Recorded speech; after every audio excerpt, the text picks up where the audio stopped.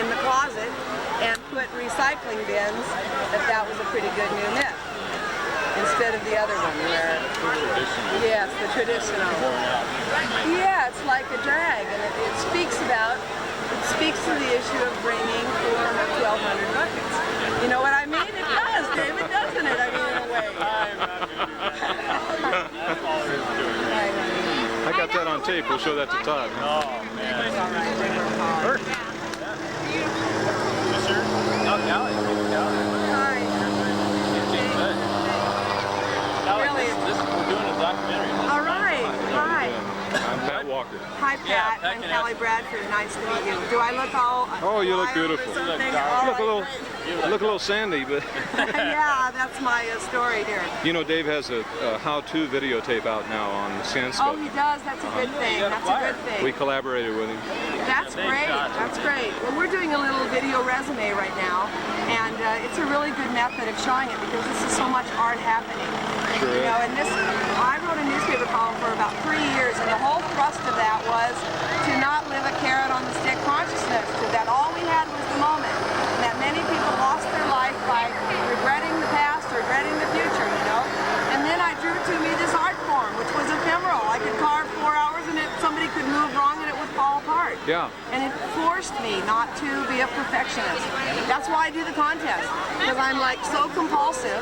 And I can come here and there's no way I can do what I want to. So I go, oh well, shovel, shovel, shovel, carry the sand, you know. And I love the idea of it. I'm also a multimedia artist, and you never see painters line up and the one who paints the biggest easel or canvas wins, you know. There's something, I have a degree in PE and health and recreation, and there's something that sort of gets me about people's willingness to put it to the public, you know, and bring it out, you know. And I just told this contest that next year they need to have a public vote, people's choice. That should be another category. You Let mean these for people the- vote for what they think Oh, is the best. that'd be interesting. Yes, it's a good one. They had a contest, I just judged a contest in Florida that's 37 years old, and that's one of their things they do, and it's one of the best things. The people then are like, they're asked their opinions, you know, it's great. How do you decide on the theme for it? Well, we had a lot of ideas. In fact, we changed. I had an idea for this one in the beginning. And then another member of the team came up with making it into a globe and all kinds of representative architecture and things. It was a very beautiful design called One World. And we thought about doing that, but then there was no way 10 of us could be in this confined. We have logistics, because we always have a couple of people who have never done this before. So you've got to make sure that those people are not digging in the wrong place, and you know what I mean? You sort of have to watch them. Oh yeah. So we came back to this idea because we couldn't do justice to the other one in 5 hours.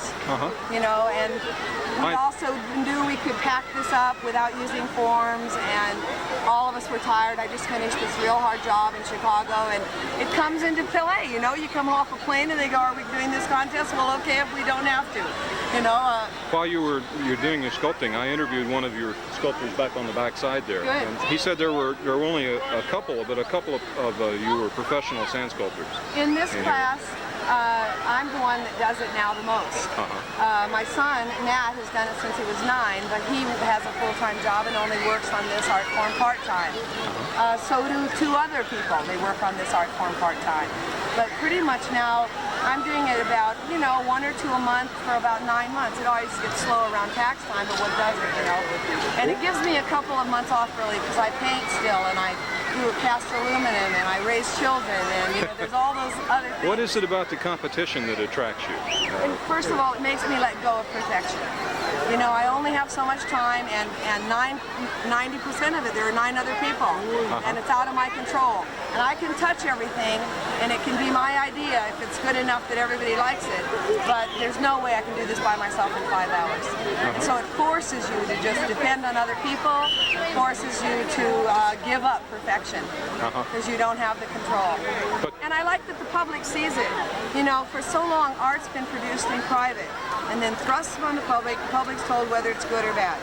This art happens right in front of thousands of people, and they can see it change over an hour. I love sand sculpture too because it's transient. It's so fast it's too. Fast. I mean, if you did this in marble, it would take you years, you know. So it's so quick. And everybody knows about sand. It has universal appeal because everybody's tried to build a sandcastle.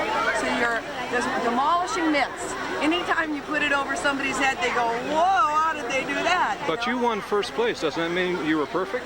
Oh, no way. You want to tell me what I'd do to change this? What would Give you me do? another 5 hours. What would you do to change this? Well, from that angle over there, when I look at the back of this prince, I can't see, first of all, that he's a prince, and I can't see that he's carving a castle. It looks more like he's coming out of the sand. Because I wanted to excavate about 4 feet behind him, and it didn't get done because of time. So, you know, things like that. I would change that. If I had more time, the letters would be bigger. A new myth would dominate the front of the bill. I would have gone through in 3 places instead of 1 if I weren't in a contest. You know, how many novices on this team? The girl who, here, let's go through them. Dale is Bob Cassidy's nephew, and he's the one standing with his back to us right next to Matt. He's Bob and John's nephew, and he built with us the last 3 years. But he's mostly a shovel man. He's just now learning to carve. And then Steve Buckner, the guy drinking the beer, my boyfriend, this is his first year. He's teaching with me. Lou and Doug have done it about 3 years each.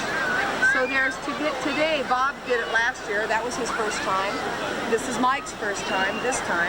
So I had like 3 people who were brand new and never done this ever before. And Mike was the one who was there in the morning and picked us up. And I knew he would be, see, because he's naive, he doesn't know. You know, and I just rely on his naivety to get me through. Because I was tired, you know, and he showed up and went, all right. We're there. We're there.